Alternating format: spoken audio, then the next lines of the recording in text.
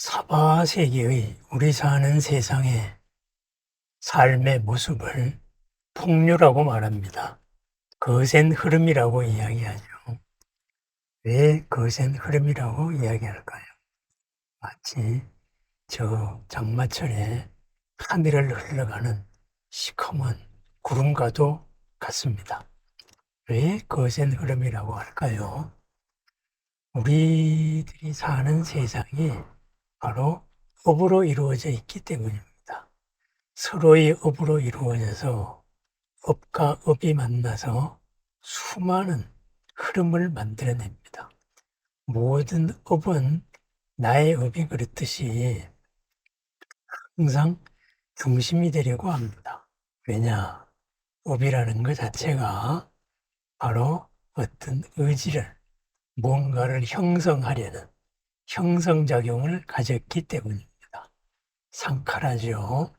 한문으로는 행이라고 말합니다. 그렇습니다. 무언가를 이루려고 하다가 보니 그 중심이 되어서 이루고 싶다. 그러다가 보니 서로가 비슷한 것들 내지는 가까운 것들, 이루고 있는 조건들을 갖추고 있는 것, 이런 것을 만날 때마다 바로 무언가를 만들어내려고 합니다. 그래서 우리는 평소에도 침착하다가도 그때 내가 뭐에 씌었나 보다 이런 말을 하게 되죠. 그죠? 욱 하고서는 확 하고서는 휩쓸려 가게 됩니다. 그래서 사람들은 그때 내가 뭐에 씌었다, 미쳤나 보다 이런 말도 하게 됩니다. 그게 왜냐? 거센 흐름이기 때문입니다. 그러면은 그때 우리가 미쳤나 보다, 씌었나 보다. 그런 상황은 구체적으로 어떤 상황일까요? 바로 우리가 알아차리지 못한 순간입니다. 삼진치를 삼독이라 그러죠. 고의 결과를 일으키는 것. 그것이 바로 독과도 같다. 나를 해치는 것이다. 그래서 삼독입니다. 나를 해치는 것. 그죠? 세 가지. 그 삼독이 뭐예요? 탐. 내가 지나치게 좋아하는 겁니다. 그렇습니다.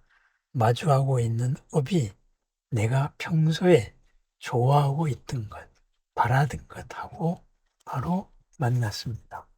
그래서 하고 뭔가를 형성시켜 나가려고 합니다. 그 다음에 내가 마주한 인연이 뭔가 나의 모든 것과 어울리지가 않습니다. 내가 싫어하던 거였어요. 그러다가 보니 확 하고 또 밀쳐내기도 하고 욱 하고 배쳐가기도 합니다. 그런데 그러한 탐과 진, 그죠? 탐내서 좋아해서 탐내고 싫어해서 배쳐가는 이거에는 뭔가 기준이 있습니다. 무의식적으로라도 내가 생각하는 게 있다. 이거죠. 그렇습니다. 그렇게 해서 생각하기 때문에 그 업이 순간적으로 주인이 되어서 새로운 관계, 한 흐름의 한 일부를 보태는 것이지요. 그런데 그것 말고도, 그죠? 우리가 생각하지 않은 게 있습니다. 멍한 게 있습니다. 그죠? 좋아하지도 않고, 싫어하지도 않고, 그냥 그런가 보다 하고 있습니다. 그러면 어떻게 될까요? 이 거센 흐름은 그런가 보다 하는 것을 그냥 놔두지를 않습니다. 함께 끌고 가버립니다. 오로 끌어가는 그러한 길로 그 흐름으로 나를 태우고 가버립니다. 살아온 나날들을 우리가 돌이켜 보면은 그때 내가 왜 그런 생각을 했을까? 그때 그런 행동을 하지 않았어도 지금 얼마나 편했을까? 이런 생각도 하게 되고 그때 그 한 생각이 신의 한 수였다. 이런 생각도 하게 됩니다. 그것이 바로 탐과 진, 그죠? 이쪽에 가까운 이야기입니다. 그런데 그러한 내가 주인이 되어서 선택해온 시간보다도 내가 선택하지 않고 살아온 시간이 사실은 더 많습니다. 그죠? 그러다가 보니 내가 세상에 떠밀려서 살아오는 것이죠. 그래서 억울합니다. 왜 내가 이러한 일을 당해야 되느냐? 왜 내가 이러한 고를 당해야 되느냐? 그죠? 내가 선택한 게 아니다 이거죠. 그리고 내가 하려고 했던 바도 아니다. 그런데 내가 이렇게 되었다. 그래서 억울하고 세상을 원망합니다. 부처님은 그때 말씀하십니다. 그것을 가지고 우리는 무명이라고 이야기합니다. 내가 판단하지 않는 것, 내가 알아차리지 않는 것, 그것이 바로 무명입니다. 멍한 상태입니다. 깨어있다가 보니 그냥 저것은 나의 일도 아니고 그냥 남의 일도 아니고 그냥 흘러가자.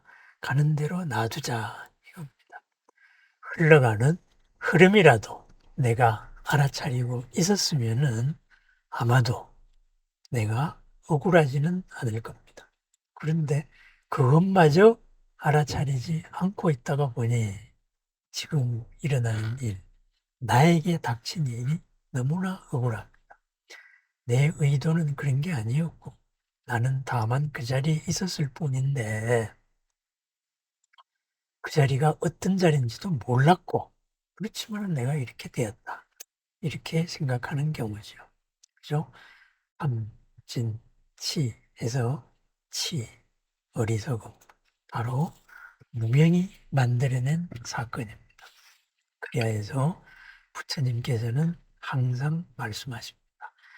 항상 깨어 있어야 합니다. 정념입니다. 그죠? 항상 바르게 지금 내가 무슨 일을 하고 있는지, 무엇을 하려고 하는지, 주변에 어떤 일이 일어나고 있는지, 있는 그대로를 알아차려라 라고 이야기합니다. 왜 있는 그대로를 알아차려야 할까요? 내 삶의 주인이 나기 때문입니다. 내가 나를 해쳐서는 안 되기 때문입니다. 나의 것이 아닌 걸로 나를 해쳐서는 아니기 때문입니다. 멍하니 있다가 나를 해치는 결과를 초래하면 안 되기 때문에 그렇습니다. 항상 깨어 있어서 있는 그대로를 살펴보면서 언제나 휩쓸림이 없는 마음, 흔들림이 없는 마음, 바로 선정의 마음을 가지라고 이야기합니다. 그것이 팔정도의 정정입니다. 그러한 깨어있음과 흔들림 없는 마음에서 지혜가 나옵니다. 여실지견입니다. 있는 그대로를 있는 그대로 알아차리는 마음입니다. 그랬을 때 거기서 비로소 나를 해치지 않는, 나를 이롭게 하는 공덕의 행이 나옵니다. 그 공덕의 씨앗은 환경을 만나서 무럭무럭 자라면 복으로 나에게 돌아오는 것입니다. 그렇습니다. 우리가 항상 깨어 있어야 되는 이유, 정념과 정정의 상태, 내가 항상 나의 주인이라는 이 주인의식, 주인공을 알아차리고 있을 때 어떠한 풍류도 어떠한 거센 흐름도 나를 해치지는 못합니다. 호랑이에 물려가도 정신만 차리면 된다. 이런 말을 하지요. 사바세계의 이 거센 흐름, 풍류를 우리가 살아가지만은 풍류 속에서도 정신만 차리면 살아갑니다. 탐, 진도 알아야 하는 것이고 더욱더 알아야 할 것, 멍한 상태, 흘러가는 대로 나를 떠맡기는 그러한 멍한 상태, 알아차리지 못하고 있는 상태, 무명의 상태, 어리석음의 상태를 알아차려야 한다는 말입니다. 우리 스스로 돌아봤을 때 나의 선택을 한 순간도 많았지만 선택을 하지 않고 떠밀려온 순간이 더 많았기 때문입니다. 주인공으로 살아가는 하루, 주인으로 살아가는 하루, 언제나 어디서나 그 자리에서 주인된 삶, 수처작주의 삶, 언제나 새롭게 상황을 만들어 나가는 삶입니다.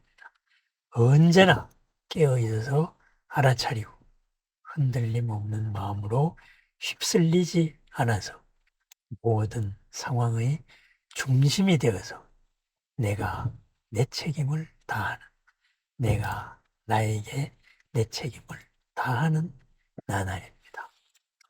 오늘 하루도 선택당하지 말고 선택하는 하루, 멍하지 않는 알아차림의 하루, 거센 폭류의 흔들림이 없는 하루를 축원합니다.